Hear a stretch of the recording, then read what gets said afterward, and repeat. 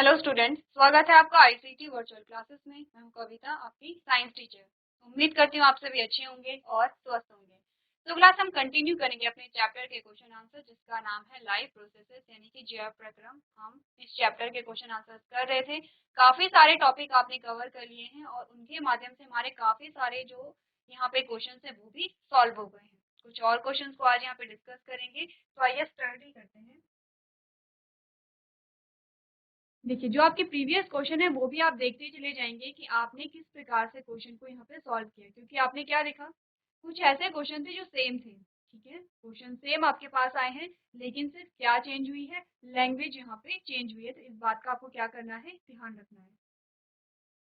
चलिए, previous lecture में आपने क्या पढ़ा था, आपके पास जो स्टेटमेंट आई थी, आपसे पूछा गया था the opening and closing of the stomata pores depend on. जो स्टोमेटा है, जो उसकी क्लोजिंग और ओपनिंग है, वो किस बात पे निर्भर करती है। क्या आपने कहा था, आपने कहा था, आपका ऑप्शन नंबर से बिल्कुल करेक्ट है। आपने कहा था जो वाटर है, जो गार्ड सेल्स में जो पानी की एंट्री और एग्जिट होती है, उस पर डिपेंड करता है आपका स्टोमेटा, आपका यानी कि लीफ का जो स्टोमेटा है वो ओपन होता है या नहीं होता है। ठीक है, इतनी बात क्लियर है। इसके बाद नेक्स्ट जो क्वेश्चन हमने यहाँ पे सॉल्व किया था, इसमें आपसे पूछा गया था chemical present in tobacco smoke leads to the breakdown of the elastic tissue in the alveoli। आपने कहा कि जो टोबैको होता है, जो तंबाकू होता है या जो स्मोक करते हैं, उसमें क्या होता है, केमिकल्स होते हैं। ठीक है, अब जब कोई टोबैको कंज्यूम करेगा तो ये जो केमिकल्स होंगे ये क्या करेंगे, जो एल्वेलाई है, एल्वेलाई के जो इलास्टिक टिश्यू हैं, जो ऊतक हैं, उन्हें डैमेज करेगा। ठीक है, उन्हें डैमेज करेगा। तो इस कंडीशन को क्या कहते हैं, क्वेश्चन आपके पास ये था। ठीक है, क्वेश्चन आपके पास ये था, इस कंडीशन को आप क्या कहते हैं, और आंसर आपके पास आया था ऑप्शन नंबर बी, बिल्कुल सही आंसर है। हमने देखा था कि ऑप्शन नंबर बी आप कहते हैं, यानी कि एम्फिज्मा आप कहते हैं। क्या होता है इस कंडीशन में, ये हमने क्या किया था, प्रीवियस लेक्चर में देखा था। एक बार फिर से हम क्या करेंगे, रिवाइज कर लेंगे। आपने कहा ये आपकी क्या है, एल्वेलाई है। ठीक है, ये आपकी क्या है, एल्वेलाई है, और ये आपकी क्या है, ये आपका ब्लड है। ब्लड लेके आ रहा है क्या, CO2। ब्लड क्या है, डीऑक्सीजनेटेड है, ये आ रहा है CO2 लेकर के, जो कि एल्वेलाई को क्या दे देगा, एल्वेलाई को ट्रांसफर कर देगा। ठीक है, और एल्वेलाई के अंदर है ऑक्सीजन, जो कि आपने क्या की है, इनहेल की है, और ये ऑक्सीजन जाएगी किसमें, ब्लड में। ठीक है, ये तो थी नॉर्मल एल्वेलाई की बात। आपने कहा कि कोई जो व्यक्ति है जो स्मोक करता है, ये उसका एल्वेलाई है, और यहाँ पे क्या थी, ऑक्सीजन, इस पूरे में ऑक्सीजन भरी होगी। ठीक है, एल्वेलाई में पूरी ऑक्सीजन भरी होगी, ऑक्सीजन यहाँ ट्रांसफर हो गई है और CO2 यहाँ ट्रांसफर हो गया। समझ रहे हैं आप, इससे पहले गैसेस एक्सचेंज से पहले यहाँ पे पूरा क्या भरा था, आपने कहा था यहाँ पे भरी थी पूरी ऑक्सीजन। ठीक है, ऑक्सीजन यहाँ पे भरी थी। अब ये ऑक्सीजन यहाँ आ गई है, तो ये जो जगह खाली है यहाँ पे CO2 भर गई है। ये एक नॉर्मल प्रोसेस चल रही थी। आपने कहा था यहाँ पे पूरी ऑक्सीजन भरी होनी थी, लेकिन क्या हुआ, जो टोबैको कंज्यूम किया गया है उसमें क्या थे, आपने कहा केमिकल्स है। इसने क्या किया, ये जो टिश्यू है इन्हें डैमेज करना शुरू कर दिया। कुछ टिश्यू यहाँ पे डैमेज हो गए हैं, कुछ यहाँ पे डैमेज हो गए हैं, कुछ यहाँ पे डैमेज हो गए हैं। अब आप क्या देख रहे हैं, क्या देखा आपने, आपने देखा ऑक्सीजन के भरने के लिए जगह बहुत कम बची, क्योंकि टिश्यू ही डैमेज हो गए हैं। समझ रहे हैं आप लोग, टिश्यू डैमेज हो गए, तो इसका क्या मतलब है, सेल्स ही डैमेज हो गई हैं। आपने अभी तक पढ़ा है, आपने कहा है जो टिश्यू होते हैं, ऊतक होते हैं, वो बनते हैं सेल से, कोशिकाओं से बनते हैं। आप सेल चैप्टर पढ़ चुके हैं, आप टिश्यू भी पढ़ चुके हैं। अब आप अच्छे से समझते हैं कि सेल अगर डैमेज हो रहा है तो सेल से टिश्यू भी यहाँ पे क्या होगा, डैमेज होगा। तो आपने कहा टिश्यू यहाँ पे डैमेज हो रहे हैं, सेल्स ही यहाँ पे डैमेज हो गए हैं, तो ये ऑक्सीजन को क्या करेंगे, स्टोर नहीं कर पाएंगे। इसका मतलब बहुत कम मात्रा में ऑक्सीजन स्टोर हो रही है, और इसका रिजल्ट आपको क्या देखने को मिलता है, हमने प्रीवियस लेक्चर में अच्छे से डिस्कस किया था। हमने कहा था इसका रिजल्ट आपको ये देखने को मिलता है कि कोई जो व्यक्ति है जो स्मोक करता होगा या जो यहाँ पे टोबैको कंज्यूम करता होगा, वो थोड़े से काम करने के बाद क्या होता है, थकने लग जाता है, हाँफने लग जाता है, क्योंकि क्या है, ऑक्सीजन की पूरी सप्लाई नहीं हो पा रही है। ठीक है, तो आपको क्या करना है, क्वेश्चन के आंसर के साथ साथ आपको कॉन्सेप्ट भी यहाँ पे क्लियर रखने हैं। चलिए, ये क्वेश्चन आपके पास आया था जिसमें आपसे पूछा गया था डाइजेशन कहाँ से स्टार्ट होता है। बहुत इजी क्वेश्चन था। आपने कहा था आपके मुख से स्टार्ट होता है, चाहे फिजिकल ब्रेकडाउन की बात की जाए, चाहे यहाँ पे केमिकल ब्रेकडाउन की बात की जाए, दोनों जो यहाँ पे ब्रेकडाउन हो रहे हैं वो कहाँ से स्टार्ट हो रहे हैं, आपके मुख से स्टार्ट हो रहे हैं। चलिए, अब आपके पास आता है एक क्वेश्चन, ये क्वेश्चन इंटरेस्टिंग हो सकता है आपके लिए क्योंकि थोड़ा लेंथी क्वेश्चन है, ठीक है। सबसे पहले स्टेटमेंट पढ़ लेते हैं कि स्टेटमेंट हमें क्या बता रही है। The image shows the transport of gases in the body through the heart and lungs.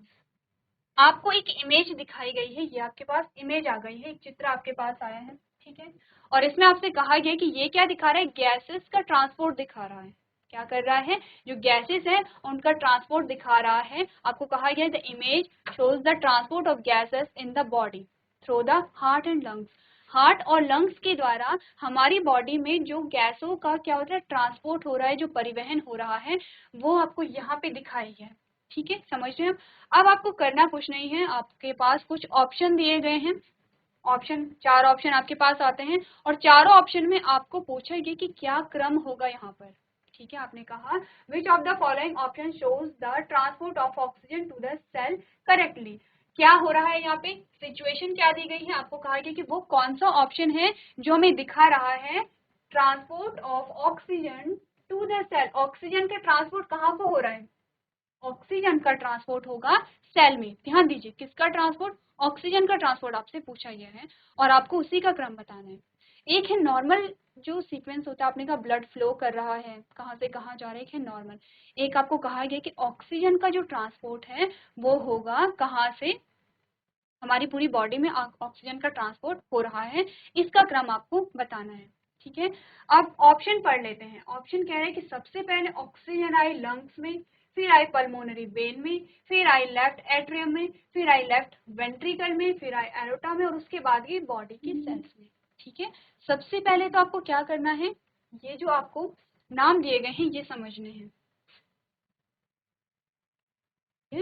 आपने कहा यहाँ पे है आपके पास लंग्स, जो आपके फेफड़े होते हैं, ठीक है। इतनी बात क्लियर है।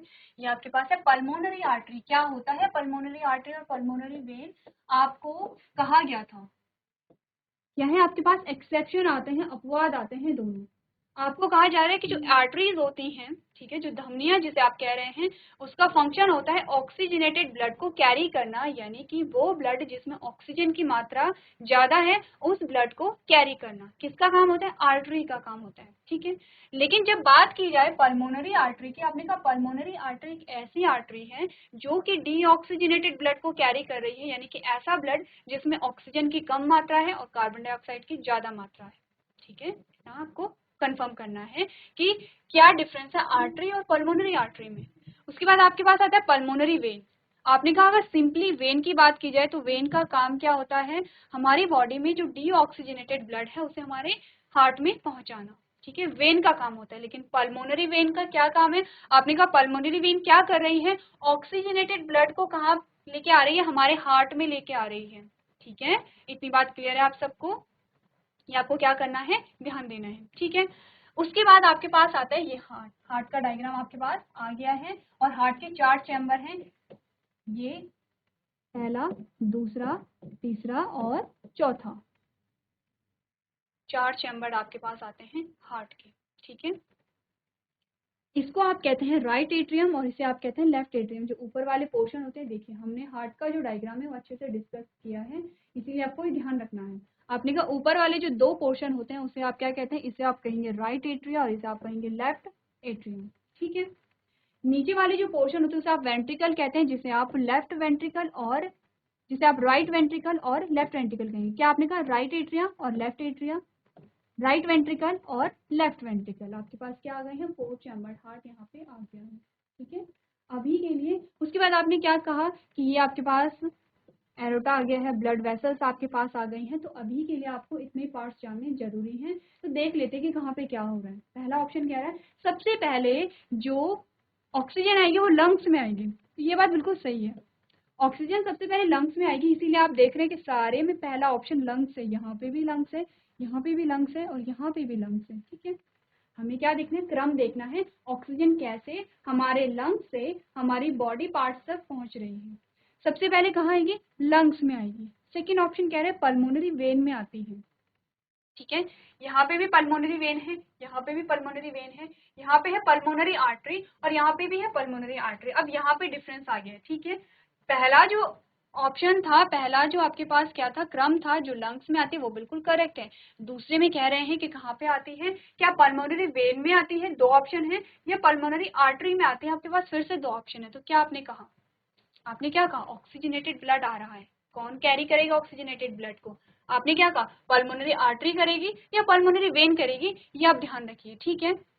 पल्मोनरी वेन होगा या पल्मोनरी आर्टरी होगा, ये आपको ध्यान रखना है। तीसरा आपके पास आता है, अगर आप इस वाले को चूज करते हैं तो आपने कहा उसके बाद कहाँ आएगा, पल्मोनरी वेन से कहाँ आएगा, लेफ्ट एट्रियम में आएगा। लेफ्ट एट्रियम में आ रहा है, यानी कहाँ की बात हो रही है, आपने कहा अगर जो ब्लड है वो लंग्स में आया, लंग से आपने कहा पल्मोनरी वेन में आया, पल्मोनरी वेन ये है, ठीक है, पल्मोनरी वेन में आया, और पल्मोनरी वेन से कह रहे हैं कि लेफ्ट एट्रियम में आया, यानी कि लेफ्ट एट्रियम में आया। लेफ्ट एट्रियम से कह रहे हैं लेफ्ट वेंट्रिकल में आया, तो लेफ्ट एट्रियम से कह रहे हैं लेफ्ट वेंट्रिकल में आया। लेफ्ट वेंट्रिकल से कह रहे हैं कि एरोटा में आया है, और एरोटा से कह रहे हैं कि बॉडी सेल्स में आया है। पहला ऑप्शन तो ये कह रहा है, ठीक है, क्रम बता दिया है आपको क्या क्या कह रहा है पहला ऑप्शन। दूसरा ऑप्शन कह रहे हैं कि पहले लंग्स में आएगा, देख लेते हैं दूसरा ऑप्शन क्या कह रहे हैं, पहले लंग्स में आया, ठीक है, समझ लीजिए पहले लंग्स में आया है। लंग्स में क्या हुआ, जब लंग्स में ब्लड गया तो ऑक्सीजन ब्लड के साथ मिक्स हो गया है, उसके बाद पल्मोनरी वेन में गया, ठीक है, उसके बाद पल्मोनरी वेन में चला गया है। पहले लंग्स में गया, लंग्स से कह रहे हैं कि पल्मोनरी वेन में गया, ठीक है, पल्मोनरी वेन से फिर गया राइट एट्रियम में। अब यहाँ से चीज जो चीजें हैं वो चेंज हो गई हैं, ठीक है, यहाँ तक की जो बात थी वो दोनों में सेम थी, यहाँ भी सेम है और यहाँ भी सेम है, ठीक है। इसने कहा कि जब पल्मोनरी वेन में जाएगा तो पल्मोनरी वेन से जाएगा लेफ्ट एट्रियम में, लेकिन यहाँ पे क्या कहा कि राइट एट्रियम में जाएगा, यहाँ से कह रहे हैं राइट एट्रियम में जाएगा, और राइट एट्रियम से कहाँ जाएगा, राइट वेंट्रिकल में जाएगा। राइट वेंट्रिकल से कह रहे हैं कि एरोटा में जाएगा, ठीक है, ये क्या है, एरोटा है, कह रहे हैं कि इसके बाद एरोटा में जाएगा, और कह रहे हैं एरोटा से बॉडी सेल्स में जाएगा, एरोटा से पूरी बॉडी सेल्स में जाएगा, ये कह रहा है सेकंड ऑप्शन आपका, ठीक है। अब थर्ड ऑप्शन क्या कह रहा है, आपने कहा पहले लंग्स में गया, लंग से पल्मोनरी आर्टरी में गया, लंग से पल्मोनरी आर्टरी, उसके बाद लेफ्ट एट्रियम, या आपका लेफ्ट एट्रियम, यानी कि पहले लंग्स और लंग से पल्मोनरी आर्टरी से लेफ्ट एट्रियम, कुछ ऐसा ही कह रहे हैं। लेफ्ट एट्रियम से क्या हुआ, लेफ्ट वेंट्रिकल में गया, ठीक है, लेफ्ट वेंट्रिकल में गया है, लेफ्ट वेंट्रिकल से वेना कावा में गया है, ठीक है, लेफ्ट वेंट्रिकल से ये आपका वेना कावा है, ये वाला वेना कावा, तो वेना कावा में गया, उसके बाद गया बॉडी सेल्स में, ठीक है, ये जो बॉडी सेल्स आपके पास आई हैं बॉडी सेल्स में गया, ये कह रहा है आपका तीसरा ऑप्शन। चौथा ऑप्शन क्या कह रहे हैं, देख लेते हैं कि पहले लंग्स में गया फिर पल्मोनरी आर्टरी में गया, चौथा ऑप्शन पहले लंग्स फिर पल्मोनरी आर्टरी फिर राइट एट्रियम से राइट वेंट्रिकल से वेना कावा से बॉडी सेल्स, ठीक है, इतनी बात क्लियर है। ये आपके पास आए हैं 4 ऑप्शन। अब आपको क्या करना है, आपको देखना है कि आपका कौन सा ऑप्शन सही है। मैंने चारों ही ऑप्शन को बता दिया है कि क्रम क्या रहा होगा, ठीक है, चारों ही ऑप्शन में हमने देख लिया है कि क्रम क्या रहा होगा। अब आपको एक बार फिर से देखना है डायग्राम को, आपको फिर से देखना है ऑप्शन को, और उसके बाद आप क्या करेंगे, अपने आंसर को चूज करेंगे।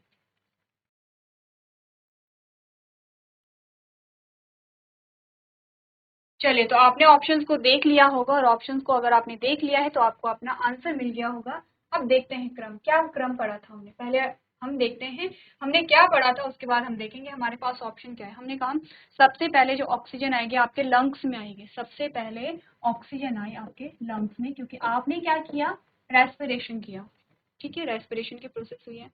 लंग्स में आई तो यहाँ से क्या होगा, आपका 4 चैम्बर्ड हार्ट है, यहाँ से जो डीऑक्सीजनेटेड ब्लड है वो गया कहाँ पे, आपके राइट एट्रियम में, राइट एट्रियम से गया आपके राइट वेंट्रिकल में, राइट वेंट्रिकल से पल्मोनरी आर्टरी से होते हुए ये ब्लड जाएगा आपके लंग्स में, ठीक है, ये ब्लड कहाँ जाएगा, आपके लंग्स में जाएगा। अब आपके लंग्स में गया तो यहाँ पे क्या थी, एल्वेलाई थी, एल्वेलाई ने इस ब्लड को क्या दे दिया है, ऑक्सीजन दे दिया। अगर इस ब्लड को हम ब्लू कलर से दिखाएं तो ये ज्यादा सही होगा, क्योंकि हमने क्या कहा था कि डीऑक्सीजनेटेड ब्लड को, आपने कहा डीऑक्सीजनेटेड ब्लड को हम हमेशा क्या करते हैं, ब्लू कलर से दिखाते हैं, ठीक है, ध्यान दीजिए, ये इसका क्रम है, ये इसका क्रम है। अब पार्ट्स को भी देखते रहिए, किस पार्ट में कौन सा किस पार्ट में जो ब्लड है वो जा रहा है एक के बाद, ठीक है। ये वाला पोर्शन आपको नहीं दिखाया गया है ऑप्शन में, आपको ऑप्शन में यहाँ से दिखाया गया है, ये मैं आपको बता रही हूँ कि ब्लड कहाँ से आया है। सारे बॉडी पार्ट से ब्लड आया आपके राइट एट्रियम में, राइट एट्रियम से गया राइट वेंट्रिकल में, राइट वेंट्रिकल से पल्मोनरी आर्टरी के द्वारा कहाँ गया है, लंग्स में गया है, अब लंग्स में ऑक्सीजनेटेड, यहाँ पे क्या होगा, जो ब्लड है वो डीऑक्सीजनेटेड ब्लड ऑक्सीजनेटेड ब्लड में कन्वर्ट हो गया है, यानी कि जो ब्लड है उसमें ऑक्सीजन ऐड हो गई है और पल्मोनरी वेन के द्वारा ये गया कहाँ पे, आपके लेफ्ट एट्रिया में। कहाँ पे गया है, लेफ्ट एट्रिया में गया, ठीक है। लेफ्ट एट्रिया से ये गया है आपके लेफ्ट वेंट्रिकल में गया है, ठीक है, लेफ्ट वेंट्रिकल में गया। अब लेफ्ट वेंट्रिकल से ये जो आपका एरोटा है उसके द्वारा कहाँ गया है, आपके जो बॉडी पार्ट्स, ये आपके क्या है, कोई ऑर्गन कहिए या आप टिश्यू कहिए या आप सेल कहिए, कुछ भी कहिए, ये आपकी क्या है, यहाँ पे कैपिलरीज आ जाती हैं और यहाँ पे एरोटा के थ्रू ये बॉडी पार्ट्स में चला जाता है। यहाँ पे ये बॉडी, जो बॉडी पार्ट्स होते हैं, जो आपके सेल्स होती हैं, उसे ऑक्सीजन देगा और इन सेल से CO2 उठाएगा और फिर से कहाँ जाएगा, आपके राइट एट्रियम में जाएगा। ये आपने क्रम पढ़ा, कहाँ पे पढ़ा है आपने ये क्रम, आपने ये क्रम पढ़ा है ऑप्शन नंबर ए में। आपने कहा लंग्स में गया, लंग्स में गया, ठीक है। पल्मोनरी वेन में गया, पल्मोनरी वेन में चला गया, ठीक है। लेफ्ट एट्रियम में गया, लेफ्ट एट्रियम में चला गया है, ठीक है। लेफ्ट एट्रियम से लेफ्ट वेंट्रिकल, लेफ्ट वेंट्रिकल, ठीक है।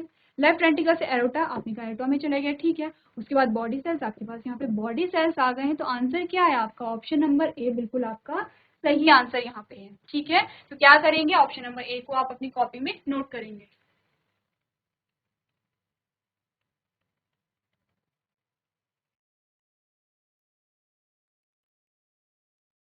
चलिए इसके बाद नेक्स्ट जो आपके पास क्वेश्चन आता है उसे देखिए। उसमें जो स्टेटमेंट आपको दी गई है उसमें कहा गया है, how is food transported from the phloem to the tissue according to plants need.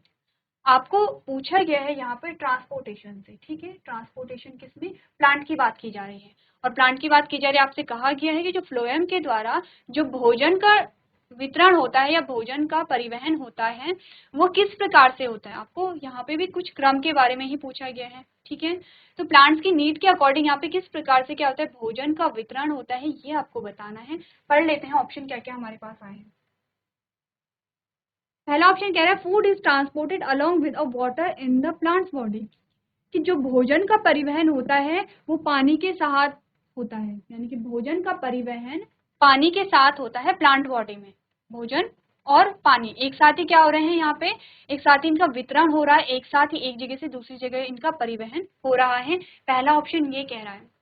Second option कह रहा है food is transported only one direction like water in the plant body through xylem. कह रहे कि जो भोजन का पाचन है वो एक ही दिशा में हो रहा है, जैसे कि हमने बात की थी किसकी, फ्लोएम की, ठीक है। हमारे पास क्या आए थे, जाइलम और फ्लोएम आया था। ये आपका क्या है, जाइलम है और ये आपका क्या है, फ्लोएम है। अब आपने कहा कि आपको बताएगी कि जाइलम में क्या होता है, यूनिडायरेक्शनल मूवमेंट होता है, जो ट्रांसपोर्ट है वो यूनिडायरेक्शनल है, जो पानी है वो एक दिशा में क्या कर रहा है, मूव कर रहा है। पानी की बात यहाँ पे हो रही है, ठीक है। जो पानी है वो एक दिशा में मूव कर रहा है। तो ये ऑप्शन कह रहा है कि जो फ्लोएम है, फ्लोएम में जो ट्रांसपोर्ट होगा वो भी एक दिशीय होगा, जैसे कि यहाँ पे जाइलम में पानी का ट्रांसपोर्ट होता है एक दिशा यूनिडायरेक्शनल, वैसे ही जो फ्लोएम है, फ्लोएम में भी जो यहाँ पे मूवमेंट हो रहा है वो एक ही डायरेक्शन में हो रहा है, ठीक है। सेकंड ऑप्शन ये कह रहा है। थर्ड ऑप्शन कह रहा है food is transported from the region with the low concentration to a higher concentration. जो भोजन का वितरण है वो उच्च सांद्रता से निम्न सांद्रता की ओर होता है, ठीक है। और लास्ट ऑप्शन आपका कह रहा है food is transported from the region where it is produced to other parts of the plant, यानी कि जो भोजन का वितरण है वो कहाँ से हो रहा है, जहाँ पे भोजन का प्रोडक्शन हुआ है, भोजन का उत्पाद हुआ है, वहां से अलग अलग पार्ट्स में हो रहा है। अब देख लीजिए आपके पास क्या क्या ऑप्शन आए हैं। ऑप्शन वन ने कहा कि जो भोजन का ट्रांसपोर्ट है, भोजन का परिवहन है, वो किसके साथ होता है, पानी के साथ हो रहा है, ठीक है। जबकि आपने क्या पढ़ा था, आपने पढ़ा था कि भोजन के ट्रांसपोर्ट के लिए आपके पास अलग टिश्यू है और पानी के ट्रांसपोर्ट के लिए आपके पास अलग टिश्यू है। आपने क्या कहा कि जाइलम में आप क्या कर रहे हैं, पानी का ट्रांसपोर्ट देख रहे हैं और फ्लोएम में आप क्या कर रहे हैं, भोजन का ट्रांसपोर्ट देख रहे हैं। तो कह सकते हैं कि ये ऑप्शन हमारा गलत है, ठीक है। ये ऑप्शन हम हटा लेते हैं। अब सेकंड ऑप्शन देखिए, ऑप्शन नंबर बी आपके पास क्या कह रहा है। ऑप्शन नंबर बी ने कहा food is transported in only one direction like water in the plant body through the xylem. कि जाइलम के जैसे ही जो फ्लोएम है उसमें जो ट्रांसपोर्ट हो रहा है वो एक ही दिशा में हो रहा है। क्या ये सच है? क्योंकि फ्लोएम क्या कर रहा है, भोजन का ट्रांसपोर्ट कर रहा है। भोजन का मतलब क्या है यहाँ पर, भोजन का मतलब है यहाँ पे ग्लूकोज, और ग्लूकोज कहाँ पे आपको मिलेगा, आपको मिलेगा ग्लूकोज लीफ में। ठीक है, लीफ का क्या मतलब है, ये आपके पास पूरा प्लांट आ गया है, ये प्लांट की क्या आ गई है, पूरी ब्रांचेस आ गई हैं। ठीक है, और इन्हीं ब्रांचेस में क्या होगा, लीफ होगी, और यहीं पे कहीं ग्लूकोज बन रहा होगा। अब ग्लूकोज को क्या करना है, यहाँ पे जो भोजन बन गया, अब क्या होता है देखिए, जो भोजन है यहाँ पे पत्ती है, यहाँ पे पूरी क्या है आपकी लीफ पाई जा रही है, यहाँ पे पूरी आपकी लीफ पाई जा रही है। अब जहाँ पे लीफ नहीं है, जहाँ पे फोटोसिंथेसिस नहीं हो रही है, वहां पे भोजन को पहुंचाया जाना है। अब बात कर रहे हैं कि ये ग्लूकोज जाएगा स्टेम में, अब बात कर रहे हैं कि ये ग्लूकोज जाएगा कहाँ, नीचे रूट्स में। तो क्या होगा, ये ऊपर भी जाएगा, तो क्या होगा, भोजन को कहाँ जाना है, हर एक उस बॉडी पार्ट तक जाना है जहाँ पे कि भोजन की आवश्यकता है, जहाँ पे फोटोसिंथेसिस नहीं हो रही है। आपने कहा रूट में फोटोसिंथेसिस नहीं होती है, आपने कहा जो हायर प्लांट्स होते हैं उनके जो स्टेम होते हैं उनमें फोटोसिंथेसिस नहीं होती है, क्योंकि वहां पे क्लोरोफिल नहीं पाए जा रहे। तो भोजन क्या होगा, भोजन दोनों ही दिशाओं में जाएगा, भोजन ऊपर की ओर भी मूव करेगा तो नीचे की ओर भी मूव करेगा। तो कह सकते हैं कि हमारा जो ऑप्शन नंबर सेकंड है वो भी क्या है, बिल्कुल गलत है। ठीक है, अब जो भोजन है वहाँ पे तीसरा जो ऑप्शन है वो आपको कह रहा है कि भोजन का जो ट्रांसपोर्ट है वो हाई कंसंट्रेशन से लो कंसंट्रेशन में होता है। ये सारी चीजें हम कहाँ पे पढ़ते हैं, आपको क्या कहा गया है, अकॉर्डिंग टू प्लांट्स नीड, जहाँ पे आवश्यकता होगी वहां पे भोजन जाएगा। ठीक है, वहां पे होगा, ऐसा नहीं कि कहीं पे बहुत ज्यादा हाई कंसंट्रेशन है और वहां पे बहुत ज्यादा आवश्यकता है लेकिन फिर भी भोजन क्या होगा, वहां से कहीं और मूव होगा।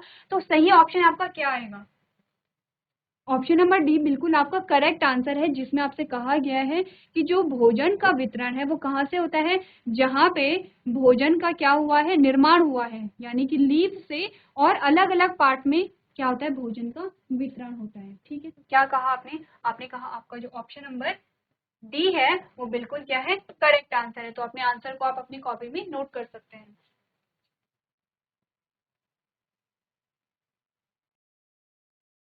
चलिए, अब आपके पास जो नेक्स्ट क्वेश्चन आता है उसमें आप स्टेटमेंट सबसे पहले पढ़िए, जिसमें आपसे कहा गया है विच of the following is correct sequence of body parts in the human alimentary canal. आपको बात की गई है एलिमेंट्री कैनाल की, आहार नाल की, आपको आपकी बात की गई है। ठीक है, कहा गया है कि बॉडी पार्ट्स बताइए, एलिमेंट्री कैनाल में एक सीक्वेंस बताइए कि किस प्रकार से जो ऑर्गन है वो वहां पे क्या है, अरेंज है। यानी कि आपको क्या बताना है, आपको बताना है आपका जो डाइजेस्टिव सिस्टम है उसका क्रम किस प्रकार से है। ठीक है, क्या क्या ऑप्शन है, ऑप्शन एक बार पढ़ लीजिए। सबसे पहले आपको बताया गया माउथ के बारे में, सबसे पहले मुख से स्टार्ट होता है। ऑप्शन नंबर ए कह रहे पहले माउथ आता है, फिर उसके बाद स्टमक आता है, उसके बाद स्मॉल इंटेस्टाइन, उसके बाद लार्ज इंटेस्टाइन, और लास्ट में आती है आपकी इसोफिगस। ठीक है, ऑप्शन नंबर बी कह रहा है सबसे पहले माउथ आएगा, उसके बाद इसोफिगस आएगा, फिर स्टमक आएगा, फिर स्मॉल इंटेस्टाइन आएगी और फिर लार्ज इंटेस्टाइन आएगी। ठीक है, इन सारे शब्दों का मतलब आपको पता होना चाहिए। माउथ यानी कि मुख की बात हो रही है, इसोफेगस यानी कि भोजन नली की बात हो रही है, स्टमक यानी कि आपकी अमाशय की बात हो रही है, स्मॉल इंटेस्टाइन यानी कि छोटी आंत की बात हो रही है, और लार्ज इंटेस्टाइन यानी कि बड़ी आंत की बात यहाँ पर हो रही है। ठीक है, चलिए तीसरा जो ऑप्शन है वो कह रहा है पहले माउथ आएगा, फिर स्टमक आएगा, फिर इसोफिगस आएगा, फिर स्मॉल इंटेस्टाइन और फिर लास्ट में लार्ज इंटेस्टाइन। और लास्ट ऑप्शन आपको बता रहे पहले माउथ आता है, फिर इसोफिगस आएगा, फिर स्टमक आएगा, फिर लार्ज इंटेस्टाइन और फिर स्मॉल इंटेस्टाइन। अब आपको बताना है कि इसमें सीक्वेंस कौन से। देखिए बहुत इजी क्वेश्चन है, क्योंकि आप क्लास 7 से डाइजेस्टिव सिस्टम पढ़ते चले आ रहे हैं। ठीक है, आपके पास चैप्टर भी आया है और आपने पढ़ा भी है, तो इस क्वेश्चन का आंसर आप इजिली कर सकते हैं अगर आपने क्या किया है, आपने पाचन तंत्र अच्छे से बनाया है। तो किस प्रकार से आपके पास पाचन तंत्र आता है,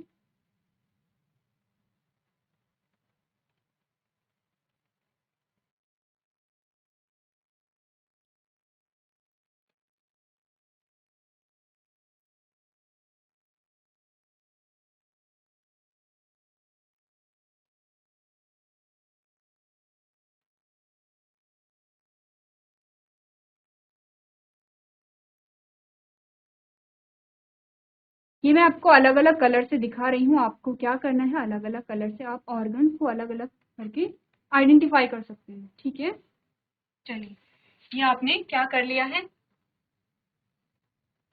ये आपके पास आता है। अगर आप एक रफ डायग्राम बनाते हैं अपने डाइजेस्टिव सिस्टम का, तो ये आपके पास क्या आता है, एक रफ डायग्राम आता है। ठीक है, इसमें आपने क्या क्या चीजें देखी है, सिर्फ अभी आपने क्या देखा है, जो डाइजेस्टिव ऑर्गन है वो देखे हैं। इसके अलावा आपके पास ग्लैंड्स भी आती हैं। कौन कौन सी ग्लैंड्स आती हैं, आपने कहा कि यहाँ पर कहीं क्या होगा, आपके पास पेनक्रियाज पाया जाएगा। ठीक है, यहाँ पर कहीं आपके पास क्या होगा, लीवर पाया जाएगा। ठीक है, ये आपके पास क्या आते हैं, जो डाइजेस्टिव ऑर्गन है वो आते हैं, जो कि आपको ऑप्शन में नहीं दिए गए हैं। ठीक है, अभी बात करेंगे सिर्फ यहाँ की। तो आपका जो स्टार्टिंग का जो पोर्शन होगा, वहाँ ये वाला जो पोर्शन है, ये क्या है, आपका माउथ है। ये आपका क्या है, माउथ है। ये जो नली जैसी संरचना है, ये आपको क्या बताई गई है, इसोफेगस। ठीक है, तीसरा आपको क्या बताया गया है, यहाँ पे स्टमक, ये स्टमक है। उसके बाद आपकी आती है स्मॉल इंटेस्टाइन।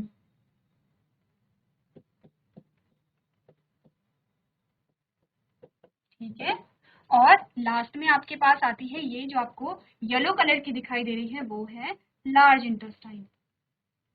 चलिए, अब आपने क्या करना है, अपने ऑप्शन को देखना है। अब आपने देखना है कि ये सीक्वेंस कहाँ पे आया है। पहला आपने कहा ये पहला है, फिर आपने कहा ये दूसरा है, फिर आपने कहा ये तीसरा है, ये चौथा आपके पास आया है, और पांचवा लास्ट ये आया है। सबसे पहले माउथ है, ठीक है, दूसरा इसोफिगस है। कहाँ पे है, ऑप्शन नंबर सेकंड में इसोफिगस दिख रहा है। आपको अपना आंसर यहीं पे मिल जाता है, ये सेकंड ऑप्शन में। ठीक है, तीसरा आपके पास स्टमक है, यहाँ पे भी स्टमक है। चौथा आपके पास स्मॉल इंटेस्टाइन पहले आती है, लार्ज इंटेस्टाइन पहले आती है। आपने कहा सबसे पहले आती है स्मॉल इंटेस्टाइन, दोनों में से। ठीक है, स्मॉल इंटेस्टाइन आ गई है और लास्ट में आपकी लार्ज इंटेस्टाइन आई है। तो आपका जो ऑप्शन होगा वो क्या होगा, ऑप्शन नंबर 2 बिल्कुल करेक्ट आंसर होगा। ठीक है, इतनी बात क्लियर है, बहुत इजी क्वेश्चन है और आप ये पढ़ते चले आ रहे हैं। चलिए, यहाँ तक की बात हम कर चुके हैं और नेक्स्ट जो आपके पास क्वेश्चन आएगा, अब यहाँ पे आपके पास लघु उत्तरीय प्रश्न आ गए हैं। तो यहाँ तक हमने क्या किए थे, यहाँ पे एमसीक्यूज यहाँ पे सॉल्व किए थे, यानी मल्टीपल चॉइस क्वेश्चन को हमने यहाँ पे डिस्कस किया है। आपने देखना टोटल नंबर जो थे क्वेश्चंस के वो कितने थे, उसमें से कितने क्वेश्चन आपके सही निकले हैं और कितने क्वेश्चन आपके सही नहीं आए हैं। जैसे कि मैं हर बार कहती हूँ, जो क्वेश्चन आपके सही नहीं आए हैं उन टॉपिक्स को आप दोबारा से यहाँ पे पढ़ेंगे। तो हमारे पास अब आए हैं कुछ लघु उत्तरीय प्रश्न, जिसमें सबसे पहला प्रश्न आपके पास है, what criteria do we use to decide whether something is alive, यानी कि यह तय करने के लिए कोई चीज जीवित है या नहीं है, हम किस मानदंड का उपयोग करते हैं, कैसे पता चलता है आपको कि कोई चीज लिविंग है या कोई चीज नॉन लिविंग है। ठीक है, इसी के बेसिस पे पूरा चैप्टर हमारा क्या है, आधारित है, और यही हमने पूरे चैप्टर में पढ़ा है, कैसे पता लगाएंगे कोई लिविंग है या नॉन लिविंग है। तो आप क्या करेंगे, इस क्वेश्चन के आंसर को आप अपनी कॉपी में अपने लैंग्वेज में लिख करके लेके आएंगे। ठीक है, क्या है आपके लिए, होमवर्क के लिए है, और अपनी लैंग्वेज में इस क्वेश्चन को आप लिख करके लेके आएंगे कि आप क्या समझते हैं, कैसे डिस्क्राइब करेंगे आप कि कौन लिविंग है कौन नॉन लिविंग है। इसी क्वेश्चन के बारे में हम क्या करेंगे, नेक्स्ट लेक्चर में डिस्कस करेंगे। तो अभी तक आपको क्या करना है, जो भी चीजें आपको पढ़ाई गई हैं वो आपको रिवाइज करती रहनी है, प्लस आपको होमवर्क अपना पूरा करना है। तो आज के सेशन में हम इतना ही करेंगे। अभी तक क्लास में बने रहने के लिए आपका धन्यवाद।